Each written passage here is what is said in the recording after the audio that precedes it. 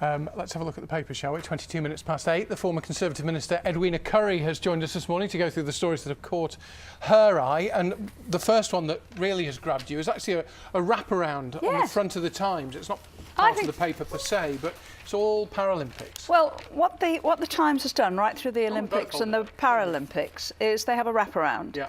And do not be tempted to throw it away. This is a wonderful photograph today of the Olympian there racing, and he is visually impaired. But in order to make sure that they all race equally, they all have to wear the blindfolds. In fact, the ingenuity involved in getting everybody equal at the beginning is amazing. But there's his helper. Yeah. Who runs to him as well. Yes, and that means, of course, that they're both running as fast as they can. Yeah. These two happen to be Russians. Mm.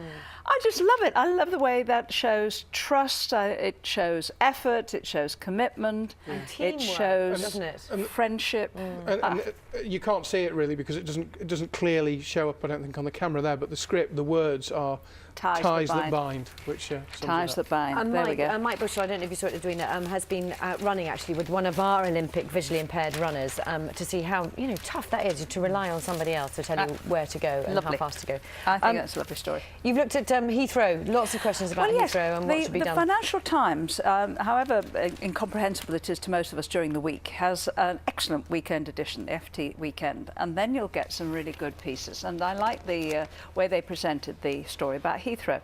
Heathrow turbulence puts focus on recession strategy is the headline. But they include there some interesting graphics, one of which shows you how many slots now, particularly for foreign destinations, number of destinations served, Heathrow has. And it's way down the bottom compared with Frankfurt, Schiphol, Paris Charles de Gaulle. And in fact, Heathrow now has fewer destinations served than it had 20 years ago. Mm. And it's particularly weak when it comes to the east, like China. Now, I don't want them to do anything at Heathrow. I don't live near there. I live up near Manchester Airport.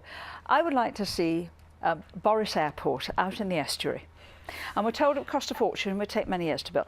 And my feeling is, listen, if we could do the entire Olympic Village in 7 years, deadline, it had to be met, for 9 billion, let's give this lot 10 billion and say, get on with it. We want this open. Want it out in the estuary? Well, because apart from anything else, it would then serve the Far East much better than Heathrow. You wouldn't have to fly over London to get to it. Yeah. What you could possibly do is have a lot of the west-facing traffic, America and South America, going out of Heathrow, and the east-facing traffic going out of... But it's an option to have both, that's the problem, isn't it? And many people in West London will say, if you build that, then they're going to lose Heathrow, and that is devastating for 30,000 people or whatever who are employed there. My guess would be, if I were planning it, which of course I should be, is I'd keep Heathrow as busy as it is now, but not much busier. But I'd have a whole new airport, because air traffic is going to become, I think, even more important in future than it is now. And then we'd have the Northern London Airport at Luton and Stansted, and we've got the Southern London Airport at Gatwick. London is very, very well served, but it needs something, I think, to the east. Okay. Zadie Smith has a new novel out. It's called NW, and there's something connected with the internet which has caught your eye here. I think this is completely dotty, and you want to say to Zadie Smith, listen, if you like writing books, just write them. In the acknowledgements, she pays tribute to freedom and self-control for creating the time in which to write. These are apps, and they restrict your access to the internet. In other words, what she's saying is I'm tapping away and I can't resist going online and doing Twitter and doing Facebook and all the rest of it. So I have to have an app to stop me doing it. And you think, oi, you're supposed to be writing a book, get on with it. And I find I've got a new chunk of diaries coming out soon, and I found editing them and going through them, and then the page editing, I'm into it. It's like you walk through a new world into the page. And my husband will tap me on the shoulder at 11 o'clock at night and say, are you coming to bed? So come on, Zadie. I'm not impressed. You've obviously got an eye to fashion by the looks of the next two stories you've picked, the last one of which we've already discussed and we'll talk about again, regarding Baroness Thatcher, but this one's out of the Financial Times. Well, again, the Financial Times Weekend Edition does not mess about. Its weekend glossy magazine is called How to Spend It. Yes. If you've got it. Which I guess you have if you read the if you FT. haven't, you just dream about it. But they have the most wonderful photo montages in, and this particular one is modern fashion. Let me credit the photographer. It's a man called Kevin Sinclair, who I don't know. But these are works of art, the clothes and the photos. I would not wear them. Let me say this right away. I think these clothes look as if they've been made from the curtains. This is apparently retro fashion. Shall I try a different page? Because there are others. Louise, you could do your hair like this for the program. But I'm totally the wrong shape to wear anything like that. And we're just going to talk about this a little bit later, but for sale, the Iron Lady's suits of armour, and some of them really do look like suits of armour, don't they, as well?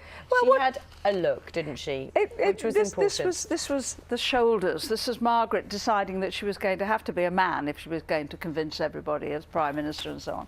And so she had the hair went bigger, like a sort of blonde helmet. The voice went a little deeper, and I can remember her saying, "Oh, Sir Robin," to Robin Day, like that. and the shoulders went up. It was like she was donning a suit of armour. But as you confessed an hour or so ago, You had in a order few to of fit them in, you've got a wardrobe full of them as well. Do these ring any bells for you? Yes, Got any in your except for one wardrobe? thing, which is by the time she became really famous, these are from the 70s, really, more before she became Prime Minister, they were all blue. Blue, navy blue, wonder bright blue. We got a bit fed up with it, I have to say. I noticed there aren't any red ones in there, are there? Red? Margaret Thatcher in red? Exactly. You've got to be joking. Edwina, thank you very much. Lovely to see you. Thanks so Thanks much. for coming to you. Thank you. Coming up on breakfast, hey.